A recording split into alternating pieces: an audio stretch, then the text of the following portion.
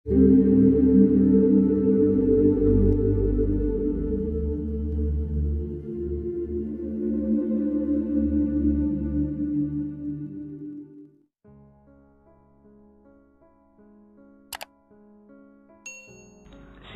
itu cara menjalani hidup pertama-tama, bukan cara berpikir.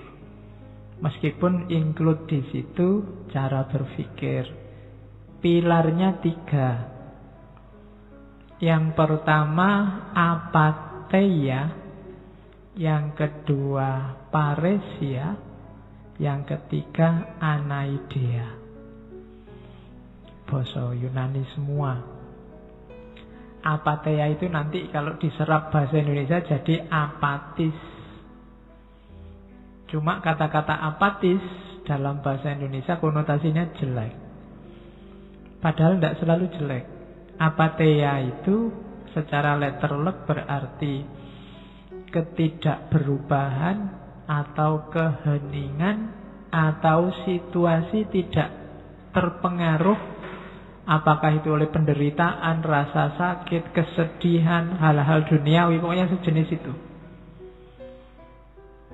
Jadi kondisi yang sudah mantap, yang mungkin kalau agama dekat sama istiqomah, sudah tidak goyang lagi.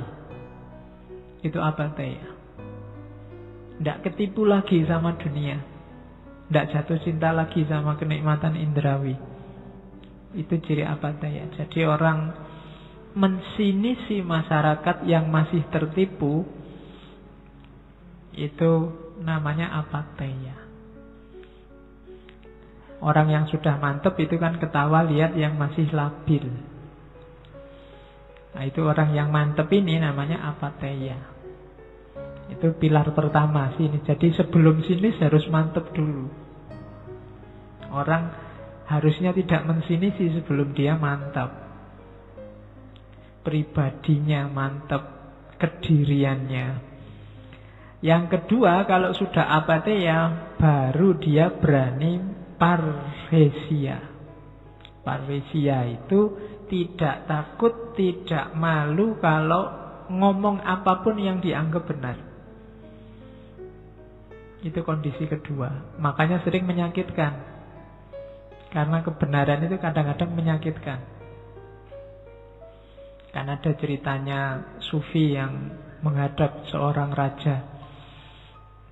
Yang satu ketika raja ini minta, "Mbok Sufi, saya kasihlah nasihat hikmah kebenaran." Katanya Sufi, "Janganlah, kalau saya ngomong kebenaran, telinga sampean tidak akan kuat mendengarnya." "Tidak apa-apalah. Ya kalau gitu besok siang saya ngomong kebenaran, saya akan datang lagi ke istana." "Oh baik kalau gitu, pangeran-pangeran, pejabat-pejabat saya suruh ngumpul biar mendengarkan kebenaran." Begitu besoknya Sufinya datang ke istana, "Ayo sekarang kebenarannya apa? Kita ingin mendengarkan." Katanya Sufi, "Sampean raja akan mati. Pangeran-pangeran ini juga akan mati. Pejabat-pejabat ini ya mati kabeh." Itu kan rajane terus ngamuk, "Kurang ajar, kamu disuruh ngasih kebenaran malah mengutuk."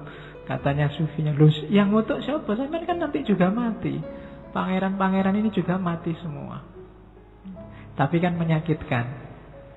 Makanya rajane tidak kuat. Sama kata-katanya Sufi tadi kan, kamu tidak akan kuat mendengarnya.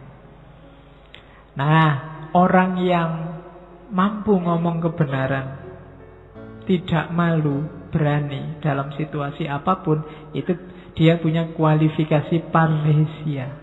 Itu ciri kedua dalam sinisisme, pilar kedua. Kalau sudah dirimu mantap, kamu akan berani. Kalau masih ada takutnya, masih ada malu-malu secara sosial yang tidak proporsional, itu berarti masih ada pamrih, masih tergantung macam-macam.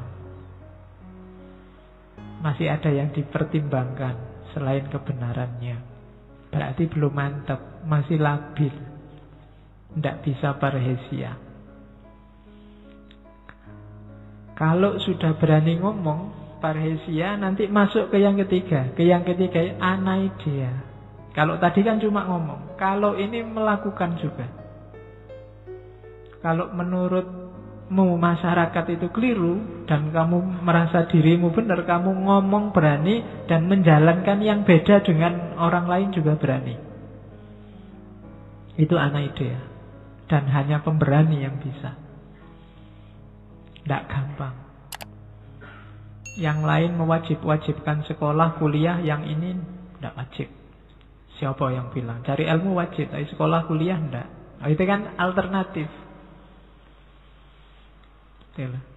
Jadi berani melakukan yang berbeda dengan orang lain. Ini dia nyampe makom namanya anaidea. Kalau ngomongnya namanya parhesia. Cuma bekal untuk itu namanya apatheia. Nah, mantapkan dirimu dulu, baru nanti kamu boleh dan berani ngomong dan bertindak sesuai yang kamu anggap benar. Kalau kamu sendiri belum mantap, ya tidak bisa. Kamu untuk ngomong bebas atau bertindak bebas. Itulah sinikisme. Makanya orang sinis itu bebas. Dia mandiri, baik mandiri untuk bertindak, mandiri untuk berkata-kata, dan hidupnya sendiri mandiri. Ciri utamanya mandiri. Makanya itu ada 3 kebebasan. Kebebasan hidup, kebebasan bertindak, kebebasan bicara. Itulah orang sinis. Jauh dengan hari ini ketika kamu ngomong sinis. Apalagi nyinyir. Itu istilah paling bikin gatel di telinga. Jadi dalam sinisisme ada 3 kebebasan.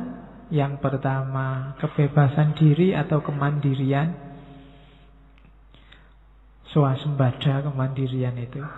Jadi kemandirian itu maksudnya kamu tidak butuh apapun di luar dirimu. Kamu sudah cukup dengan dirimu hari ini sekarang. Itu mandiri.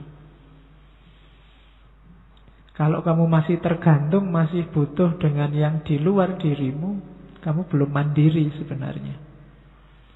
Zaman dulu Orde Baru itu sudah siap-siap mau mandiri, mau tinggal landas, cuma nggak jadi. Zaman itu. Saya tidak tahu Indonesia sekarang sudah mandiri apa belum. Sudah. Dulu terkenal sekali istilah swasembada. Swasembada itu berarti bisa mencukupi dirinya sendiri, tidak butuh yang lain. Kalau dirimu sudah merasa bahwa aku cukup dengan diriku sendiri, orang lain tidak butuh, kamu sudah nyampe ke level kedirian tertinggi. Kalau dalam dunia tasawuf, kamu sudah sangat dekat dengan Allah. Kalau agama kan nyuruhnya Allahus Somad, hanya Allah tempat kita bergantung. Itu berarti apa? Kamu tidak boleh butuh apapun selain Allah. Kalau masih ada yang nyantol dalam hidupmu yang bukan Allah, itu alamat kamu belum mandiri. Jadi hiduplah yang bebas. Hidup bebas itu ternyata bukan kamu bisa melakukan apa saja sesuka hatimu, tapi hidupmu yang tidak tergantung apapun, engkau cukup dengan dirimu sendiri. Itulah kebebasan. Cuma ini berat. Kalau sekedar kamu boleh melakukan apapun, itu gampang. Kalau tidak percaya, kamu nanti pulang masuk kamar, pingin melakukan apa saja kan bisa. Kamu mau nyopot baju, mau joget-joget, mau banting-banting, tidak ada masalah. Bisa, ternyata gampang. Yang susah itu membuat dirimu tidak terikat oleh apapun di luar dirimu. Membuat dirimu swasembada. Aku cukup dengan aku. Tidak butuh yang lain. Aku bahagia, aku sedih, aku gembira, itu cukup dengan aku sendiri. Tidak karena yang lain. Itu kalau kamu nyampe level ini, kamu ada di level tasawuf yang tinggi. Namanya hurriyah. Nah, jadi sinisisme ternyata ya nyambung-nyambung sidik sama tasawuf. Oke, pilarnya ternyata kemandirian.